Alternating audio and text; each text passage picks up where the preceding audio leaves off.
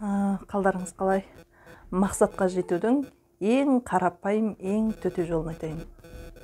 Сіздің мақсатыңыз тез орындалып, жалпы ешқай жерде ешкімге сөзге қалмай, ешкімге кесіріңіз тимей, өзіңіздің ғана мақсат жолыңызда биік белестерді бағындырғыңыз келетін болса, өмірде, кез келген істе, кез келген мақсатта ешқайда жалтақтамаңыз. Сіздің барлық фокусыңыз, зейініңіз өзіңіздің мақсатыңызда болу керек. Тек қана алға жүре беріңіз. 1-2 сантиметр болсын, 1 миллиметр болсын, 1 минуттық уақытыңызды болсын, тура сол фокусыңызға күн сайын орындап отырыңыз. Соған қарай жылжи беріңіз, болды. Міндетті түрде жетістікке жетесіз. Ешқай жерде, ешқандай өмірде, ешқандай формула жоқ. Міне, осыны істесең осылай болады деген.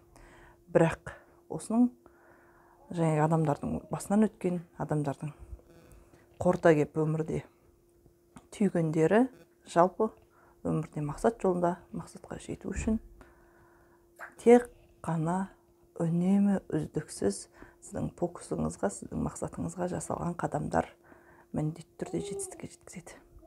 Елдің сөзіне ердіңіз ба? Анау не дейді, мынау не дейді, ан жақта қалай екен, мын жақта қалай екен дедіңіз ба? Жолда қаласыз. Шаңыз шығып, желіңіз шығып, жолда қаласыз. Сол үшін мақсатыңызға бара жатқан кезде көзіңіз көрмей, құлағыңыз естімей қалу керек. Болды. Сол кезде міндетті түрде мақсатқа жететін боласыз.